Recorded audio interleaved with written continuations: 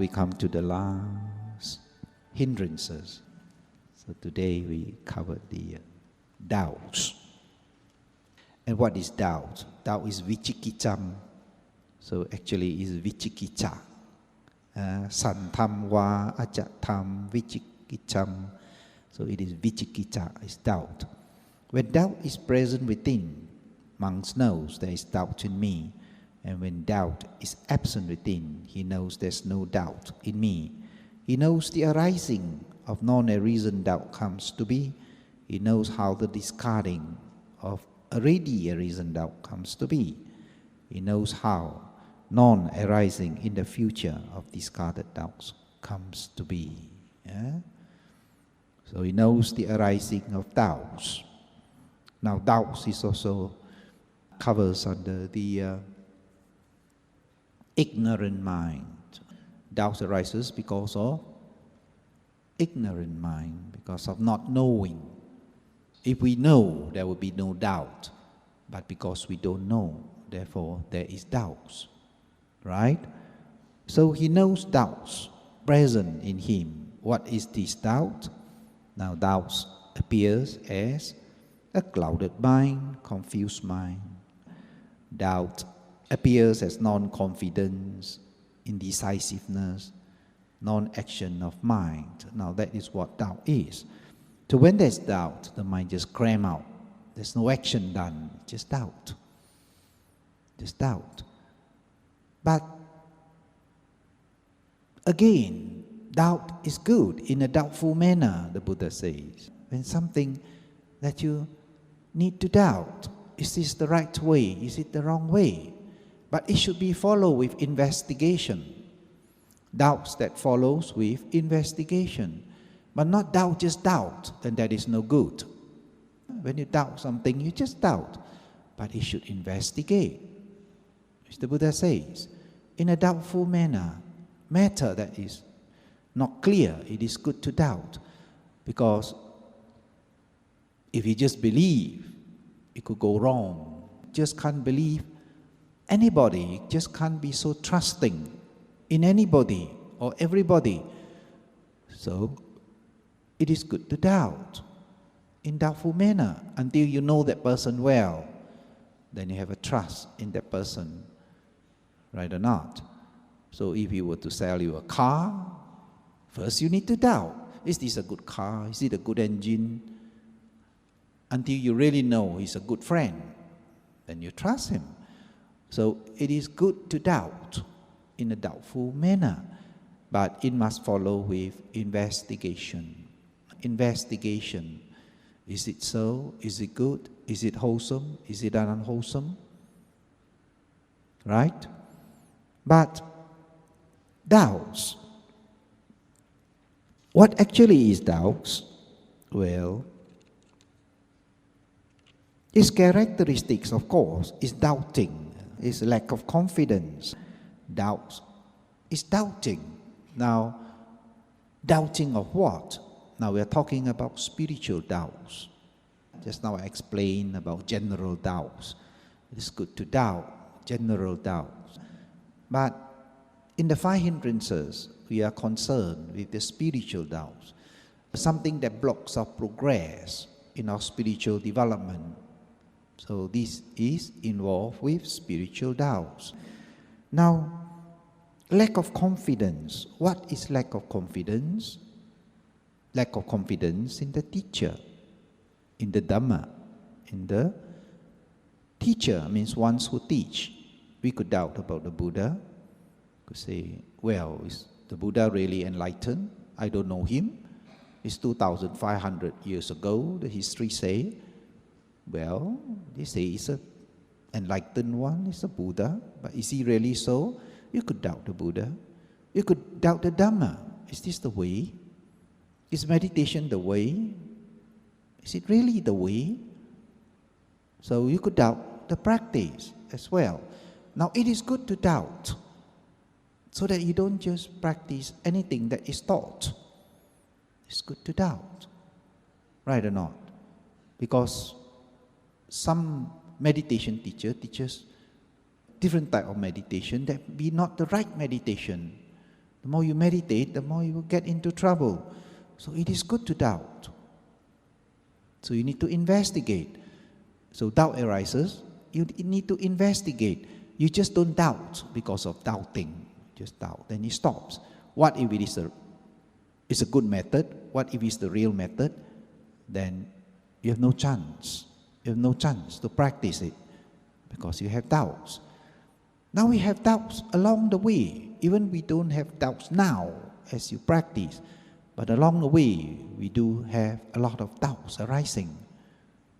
Right? So we need to be aware of this hindrance.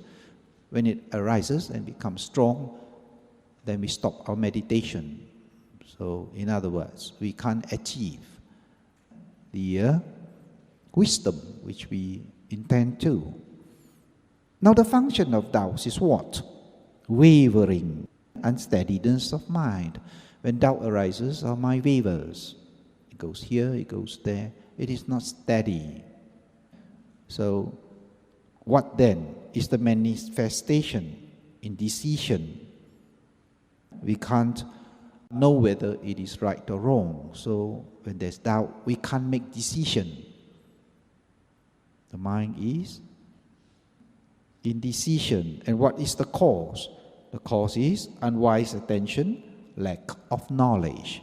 Now that is doubt. Lack of knowledge. He knows how doubts come to be. Now, how does doubt comes to be? It comes to be when the expected result do not come about after practicing for some time. So we think that meditation leads to a lot of calmness, a lot of joy, a lot of happiness. But we've been meditating for months, and what we get is a lot of pain. What we see is a lot of defilements in our mind. What we see is a lot of restlessness. Then we have doubts. We say, hey, is that the right method? Or is it the wrong method? Then we have doubts.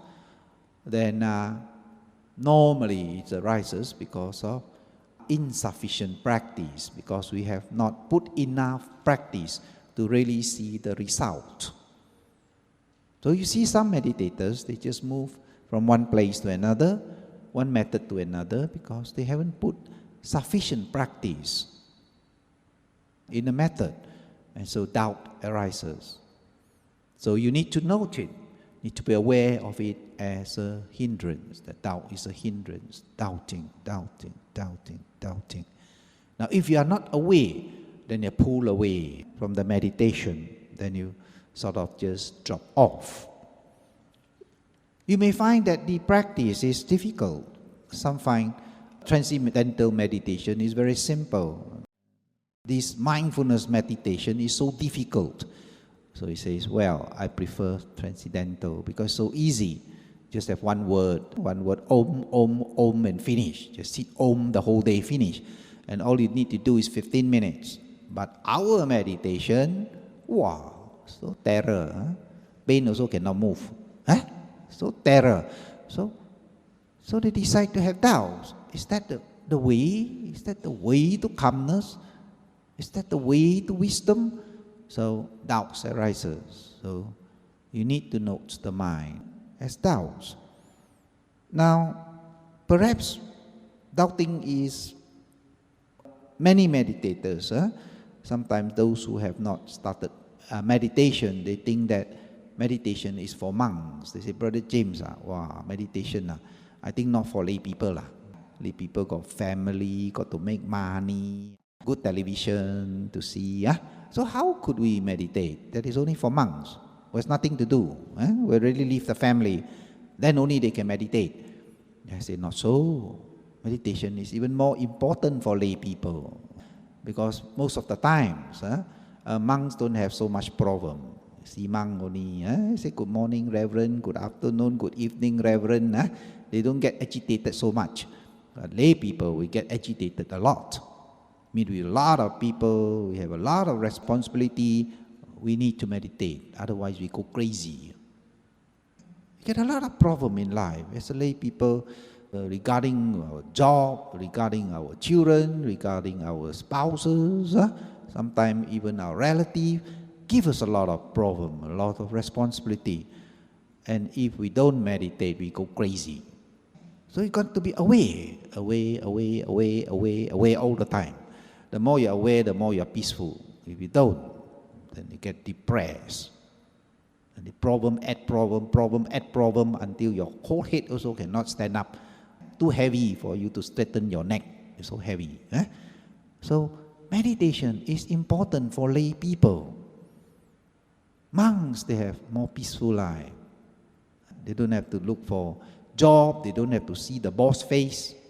You don't like your boss also. Every morning you must see his face. So you have to have a lot of metta, mindfulness, loving kindness. May my boss be well happy. Why? When he's happy, he don't scold you. Right now, So it's good to have metta to your boss. So he's happy, he won't scold you. So we have lay people a lot of responsibility, a lot of problem. So in other words, lay people need to meditate. Right? So, doubts. Well, some people think that meditation is escapism. Those who can't face life, then meditate. Forget about life. It is not so. Meditation is not escapism. We do not escape from problem. No, we face problem. We see problem clearly. We do not escape. We see the problem. We deal with the problem. Say, okay, problem arises. Why arises? What is the problem? We see the roots of the problem and we take out the roots. Then the problem disappears. And the only way to see the roots of it is to have clarity of mind. When you practice your meditation, your mind becomes clear. Then you can see what actually is the problem. Then you pull out the roots. Then there's no more problem. So we do not run away from problem. Meditation is not running away from problem. Mindfulness meditation is to see what arises. If there's no problem, there's no problem. Good. If there's problem, what is the problem? To see it, to face it, and to solve it. Right? If you can't solve it, just let it go until you're ready to solve it. There are times you can't solve problem. Problem is too big for you. You can't find any way to solve it. So leave it there. Just note it. This is a problem. Okay, just leave it. Maybe come back again when your mind is ready to solve it. So it's not escapism, actually. So why is doubt? Insufficient knowledge of the Dhamma, of the method, of the practice. That is why doubts arises. So I always say, any question, very few questions. And then you go home, you have a lot of doubts. So you have doubts, you must ask. If you don't ask, then you have a lot of doubts. So you must ask. Right? And plain ignorance, the true nature of mind and body. Plain ignorance, just not knowing. That's why we have doubts. We do not know the nature of this mind, nature of this body. The nature of this mind and body, by being aware of it, is the way out of suffering. Now, this is absence of mindfulness, absence of knowing. That is why in our practice of meditation, we keep on learning, we keep on being aware, knowing what is this mind, what is this body, this suffering, what is this cause of suffering. Oh, it is the craving, it is the clinging, it is not letting go, it is wanting something you can't have. Now that's the cause of suffering, or having something you don't want. It's the cause of suffering. Then you got to let go this attachment, this clinging. And then you know your mind is peaceful. So you are temporarily free from suffering. Right? So by knowing this mind and body is the way out of suffering. If you don't know this mind and body, what you have is merely belief. Trusting. Belief is not enough. Trusting is not enough. It has to arise with knowing. Has to balance up with wisdom. And trusting is always the beginning journey to spiritual life. If you don't have faith, you will never get into spiritual life. It's just the beginning. But it has to come along with wisdom as a partner. Otherwise, trusting alone is not sufficient. You can start with trust. It could end with ignorance. The opposite of these doubts is faith, developing faith. But faith alone, the trusting alone, is not sufficient. Now, if you trust somebody and he teach you the wrong thing, and once you believe in the wrong thing and practice the wrong thing, it is no longer faith. It has become ignorance, stupidity. Right? If somebody say, you jump down and you will attain Nibbana and you jump down, what do you get? You get 6 feet underground. That's stupidity. So it teaches you, if you give me all the money, then very good, then you will have a bungalow up in heaven. So you give all your money, what do you have? You have suffering. You don't have bungalow up there. You have suffering. You have no money. So that is stupidity. So it has to come with wisdom. Faith has to develop with wisdom. Right? So doubting is good in doubtful manner, but you need to investigate. If you don't investigate, then the doubt stops your spiritual progress. So that is why it comes under the hindrance. Now then, he knows the discarding of doubts. He knows. Now, how to discard doubts? Well, you have to approach learned teachers, those who are capable, those who are really have experience, those who are learned. Now, in the case of meditation, just reading book is not enough. A teacher who knows the books is not enough. He must have experience. He himself must practice. Whereas giving Dhamma talk is different. Dhamma talk is you read the book, then you can explain from the book. It is different. It is just giving Dhamma talk. But meditation is different. Meditation is the practice. So the teacher must know the practice. He must practice himself. Otherwise, he will give wrong instruction. So you must see learned teachers, those who practice. And, well, you need to do more studies, get more knowledge to overcome doubts.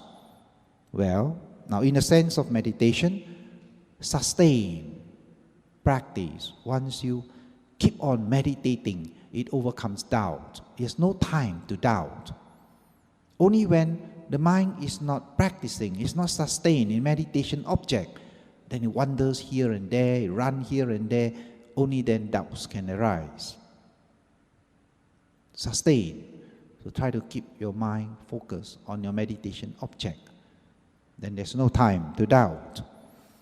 Don't now doubt as hindrance. Remember, see doubt as a hindrance.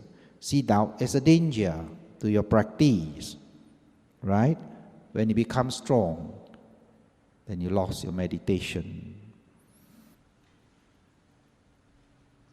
So this is spiritual doubt.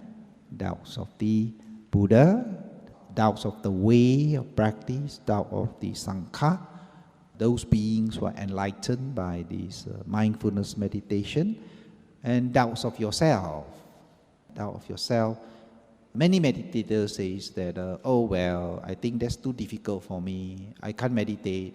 I don't think I can. Now that is doubting yourself. So you should not doubt yourself. It is possible. As long as you meditate, there are those who can run very fast. There are those who can walk. There are those who crawls. But doesn't matter. As long as you keep on moving, you are nearer and nearer to your target. But if you don't, if you stand still, you'll never reach your target. You will never start. 1,000 steps always start with the first step. Must keep on doing it. Never mind. You have no time. You can't sit half an hour, sit 15. If you can't sit 15 minutes, sit 10 minutes. If you can't do that, 5 minutes. And even if you can't do that, before you wake up, sit up, rising, falling 10 times. Just do it. Any chance, any moment, just do it. Any time of the day, just do it. When you're disturbed, just sit still, rising, falling, rising, falling. When you're angry, watch your mind. Anger, watch your rising, falling, rising, falling. Just do it any time of the day. It is like we see the chicken pecking at the rice, one at a time, but very soon you see, wow, so much rice on his, what do you call it, his neck. One at a time. Now you build up your mindfulness one at a time. There's a teacher who says that if it is 1,000,000 mindfulness to attain wisdom, so every mindfulness counts. So if you have done 100 mindfulness, well, you're nearer to 1,000,000. You are doing 1,000, 100,000, you are nearer to 1,000,000. But you must do it. Keep accumulating your mindfulness. That is what meditation is all about. Mindfulness, accumulate, rising, falling, rising, falling. One day the mindfulness becomes so strong, then you can see things very clearly. You can see this mind and body very clearly. The more you see this mind and body, the more you're able to handle it. The more you know the way, the suffering, cause of suffering, cessation of suffering. You know the way.